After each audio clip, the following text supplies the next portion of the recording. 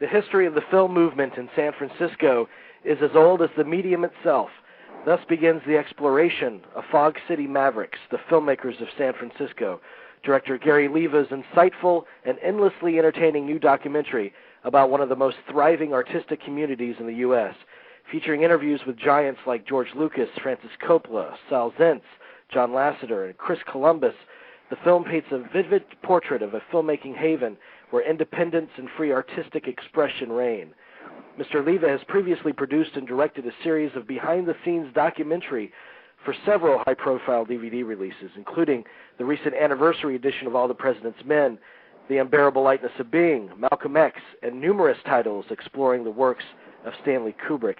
It is a great pleasure to welcome award-winning filmmaker Gary Leva to Movie Geeks United. Mr. Leva, hello. Thank you. Well, hello to you. Yeah, it's great to have you on. I appreciate you calling in tonight to be with us. I loved Fog City Mavericks. It is right up my alley. I was crazy about it, and I can't wait to discuss it with you. But first of all, tell me how you got into filmmaking, how you made your way into the industry yourself. Well, I went to film school in Southern California, UCLA, and I worked in L.A. and in New York. I have a theater background prior to getting into film school, so I kind of bounced around between theater and film. And I got into documentaries by being an editor. I had the opportunity, one of my early jobs actually as an editor was cutting a little 5-minute tribute reel for George Lucas for an award he was getting. This is the point where I was a freelance editor. And that really opened the doors in a lot of areas, but more than anything creatively, because I had the unique experience of being an editor on this short documentary piece. And normally when you do something like this, you would be working with marketing executives or people like that. And I was just lucky because at the point that I was working on it, I started out working in L.A. I'm trying to make this short. It's probably not very short. I started out working in L.A., and I ended up working for Lucasfilm up at Skywalker Ranch for this little 5-minute piece. And I was very lucky because during that period of time, the marketing executive who normally oversaw this sort of thing was on a sabbatical. And so the person sitting next to me at the Avid was George. So I actually got the chance to be to work directly with him, and it isn't as if he taught me how to edit or went out of his way to be an educator, but I went out of my way to try to glean as much as I could from his insights, and it certainly changed the way I looked at filmmaking. And that experience really kind of put the hook in me in terms of making documentaries, because prior to that I hadn't spent a lot of time in the documentary world. And that sort of launched my interest in it. And then over the years, I worked with a lot of San Francisco people, including some of the people you mentioned, with Francis Coppola and Sal Zentz and those guys. Yeah, giants. And I can't imagine, to be starting out in the industry and be sitting next to George Lucas right out of the gate. First of all, how wonderful that must have been, and plus how nerve-wracking to have him, sitting right beside you as you're editing his piece. Yeah, well, the lucky thing for me is that George is really an editor at heart, and I think if you talk to people who've worked with him over the years, they will tell you he's happiest in the editing room.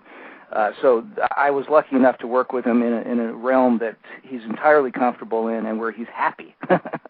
And he's very happy in the editing room, and he and I just kind of clicked in terms of that. And I was very lucky that I had the opportunity to really do the one-on-one kind of thing, and it really turned everything around for me. So you started producing these documentaries for the DVD extras. Yes, the first one I did actually was Star Wars Episode 1. Wow. That was the first producing I did for DVDs, and then I returned to Los Angeles, and I've had I've been fortunate enough to work on a lot of really important films over the years, and I guess our reputation, my company is called Leva Filmworks, and I think our reputation is that we do fairly serious kind of work that's kind of akin to what you would see at film school. In fact, when I make these documentaries, my intention is to give the everyday viewer sort of at least a 30-minute experience of what it's like to be in a good film school. We don't just talk about how pretty the actresses are or how much it rained that day on the set. We really try to go into what makes cinema work, why a film affects you the way it does. And that kind of thing has been really the focus of most of our work. That's why I really respect the work you do so much in this field, because you can tell the thing that makes you distinctive just by the titles you work on. I mean, these are classic, serious masterpieces, a lot of them. Yeah. And I think the last thing you tackled was the Kubrick set, the brand new Kubrick set that came out. Is that correct? Yes.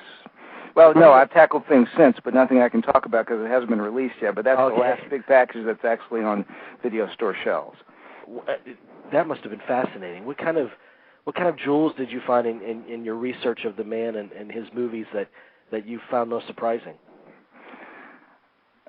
The thing about Kubrick is that I wasn't a huge Kubrick fan. I loved Strangelove. I loved several of the films, right, but I wasn't a huge fan, and I just appreciated his stature, and I was interested in learning more about it, which I think is probably the best attitude you can have as a documentarian of any sort, is to be interested, is to be curious, to learn more, because your process of learning more is what results in the film having that sort of sense of discovery. The thing that really amazed me just on a personal level was that the more I watched the films, and when you're making a documentary about, for instance, A Clockwork Orange, you're going to end up knowing A Clockwork Orange better than 99% of the people on the planet. You really are going to know every frame of the film if you're doing the kind of work we do. And the more I watched his films, not just Clockwork, but others as well, the more I liked them, the more they held up to scrutiny. So that a film like The Shining, which initially was not my favorite of his films, I mean, now I think of it as a virtual masterpiece. So his ability to put out something that has layers of meaning that you only really discover after repeated viewings is the thing that surprised me the most creatively. Yeah, and that's why they'll survive. And I was just thinking about this the other day. You know, we're coming up on 10 years since his passing. Wow. Next year, I think, and it doesn't time fly, and we would have been looking forward to another Kubrick movie about this time, I'm sure. Yeah. Given the pace of his work. Right. But I understand the impetus for Fog City Mavericks. You talked about your relationship with Mr. Lucas, but it actually came from a suggestion by George Lucas, didn't it? Yeah, I was actually working on a different project, and I was at a big meeting around a giant conference table at the ranch.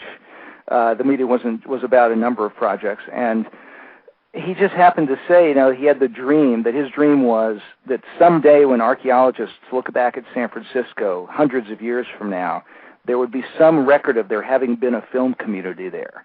And he was afraid that there was no record and that nobody was really even aware that there's a film community in San Francisco. And that really was an interesting concept, and that ended up blossoming and becoming becoming Fog City Mavericks. Yeah, and you really are very good at pointing out what makes San Francisco so special and conducive to this kind of filmmaking movement. And it's been the case since the beginning of the medium. I was very taken aback because I personally did not know the story of Edward Muybridge.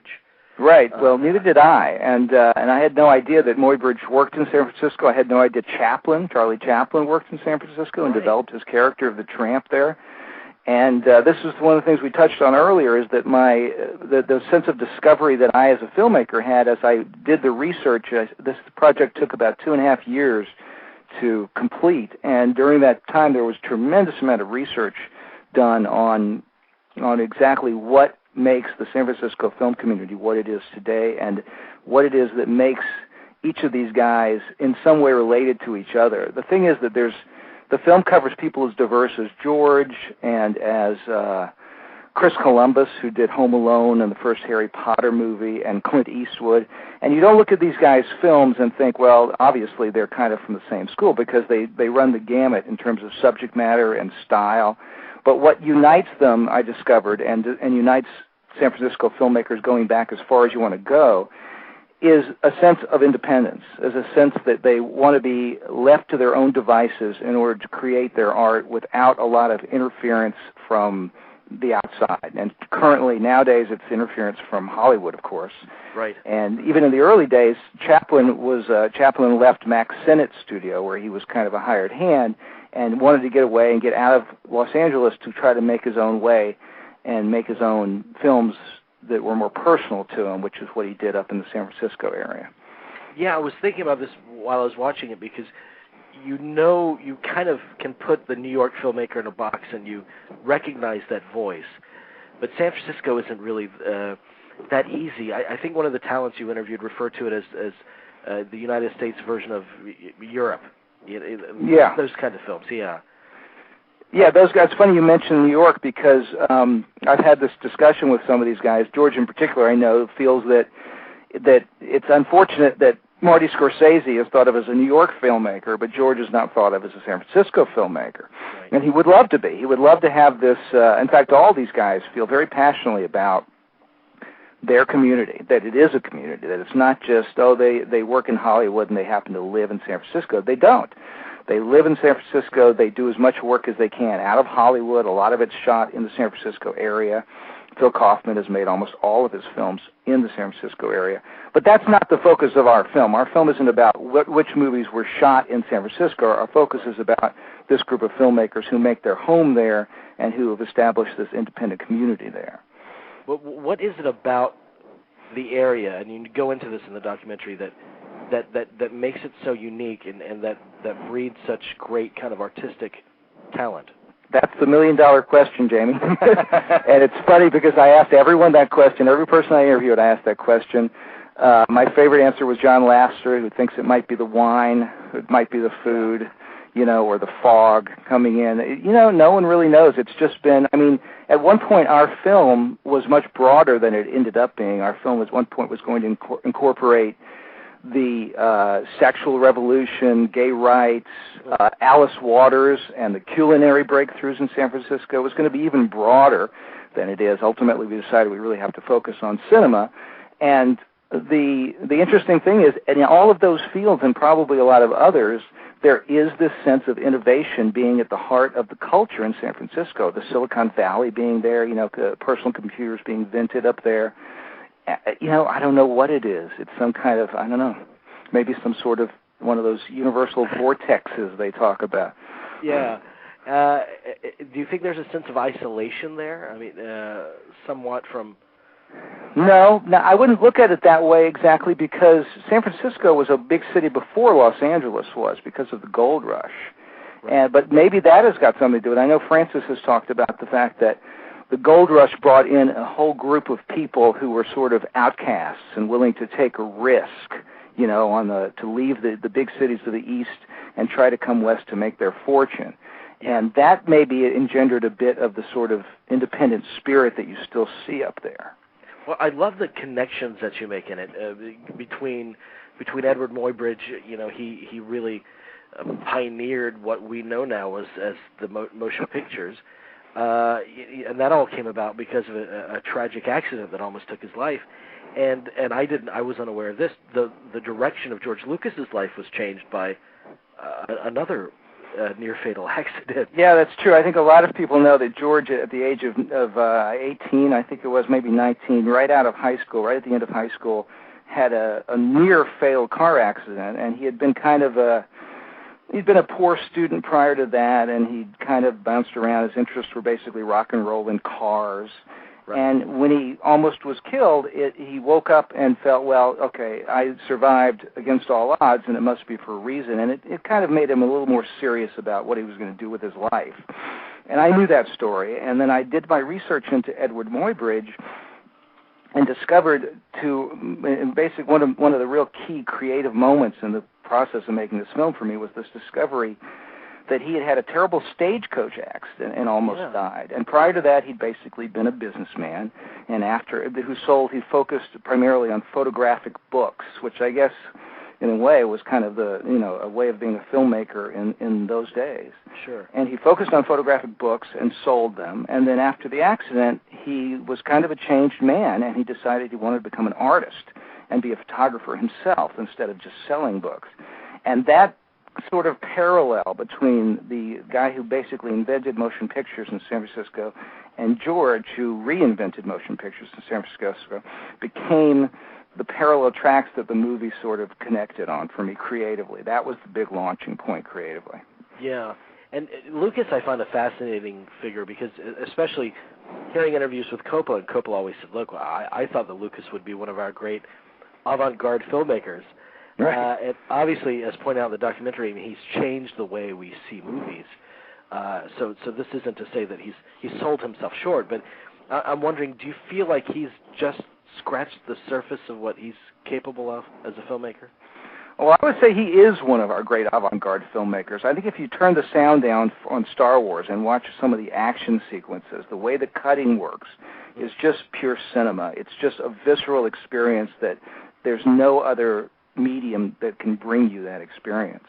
So I think he actually took the avant-garde, his love for avant-garde filmmaking and his skills in that area, and brought it into popular filmmaking and made something which was avant-garde part of popular culture. But in terms of his future, I have no idea I don't think there are limits to him, and I know he's got more ideas than he'll ever have, a lifespan to fulfill. I'm happy that he's directing again, and I'm happy that, I really feel like at some point he's going to make good on the promise he keeps making, which is the desire to go back to making little films again, which Francis has done now. Francis Coppola has just made his own film called Youth Without Youth, and he's making another one now that he's self-financing. So he's gone from making these big Apocalypse Now-size epics back into making little personal films. And George has been threatening to do that for years, and I think a lot of us hope he actually has the time and the inclination That would to do be it. fascinating, wouldn't it? And it would be, yeah. And Coppola, he feels reinvigorated, like he's back in film school, and he really was the first success of this film school generation of filmmakers. And talk about parallels between Chaplin's studio and his own American Zoetrope. I'm wondering what's your impression of Coppola sitting one-on-one with him? What did you take away from him?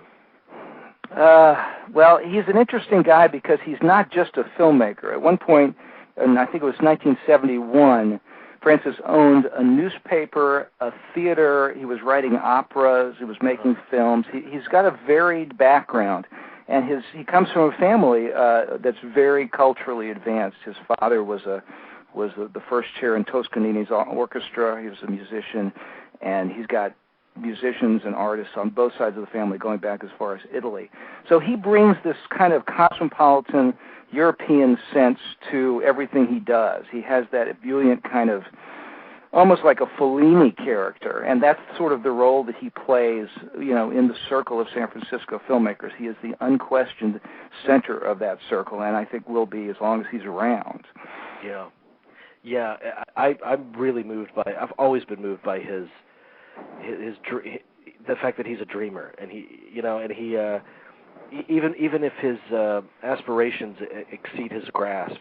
I've always been inspired by that man. Yeah, I feel exactly the same way. He's the reason I went to UCLA, because Francis went to UCLA. Yeah, absolutely. I'm interested because you don't necessarily tell the story chronologically. No. And it must have been tempting to do so. But explain your decision to structure the film as you did. Well, as I said, we go back 125 years to the invention of motion pictures by Edward Muybridge, and I just felt that in a movie that's 2 hours, if you started at the beginning and told the story chronologically, people who are really interested in, the guys they've heard of, the George Lucas, Francis Coppola group, would maybe not sit through what would end up being probably a half an hour of, historical archival material. Right. So rather than do that, I wanted to find a structure that would give a sense of the sweep of history and the way history has unfolded in San Francisco in cinema, while keeping you anchored to people you recognized and stories that were at least somewhat current. So what I did is I made parallel train tracks for the engine that drives the movie. The parallel train tracks are George's story and Francis's story. And then my task was to find transitions from telling their story, which is their stories are told in a chronological way. And then I found transitions from their stories to the past and to the future and back and forth, and that was the great creative challenge of the film. And so that's the approach that we took. Well, yeah, there's so many parallels to work with there too. The movie's called Fog City Mavericks. If our listeners look on the page that they're on right now, they'll see an image of the cover of the DVD. If you click on that, it'll take you right to Amazon where you can order it. I'm interested before you leave us. I want your take on the future of cinema, because obviously you're invested invested heavily into cinema, and you work in the DVD market as well. I know that we talked to Paul Schrader a couple of weeks ago, and he was very pessimistic about the future of the theater-going experience. Do you see that going away, or how do you see that evolving? I don't see it going away. I think it's going to evolve. The opinions I've heard from people I respect who know more than I know, which is some of which are in this movie, is that the theater-going experience is going to become much more luxurious, large theaters, the ArcLight sort of model, if you're familiar with the ArcLight theater here in California. Yeah. And that people will go out and it'll be more of an event, because so much of it's going to be coming into your home either over the internet or whatever other method they're going to be inventing next. But I do think the communal experience of being in an audience with other people to see the same, movie or theater or whatever, I think that's deep in the bones for human beings, and I don't think that's going to ever go away entirely. Yeah, I agree with you completely. Well, Mr. Leva, thank you so much for being with us tonight. I really, really enjoy the work you do. Thank you very much. Please come back anytime you'd like. Any future project that you have, just feel free to call in and let us know all about it. All right, terrific. Thanks very much. Thank you very much, sir. Bye-bye now. Bye-bye.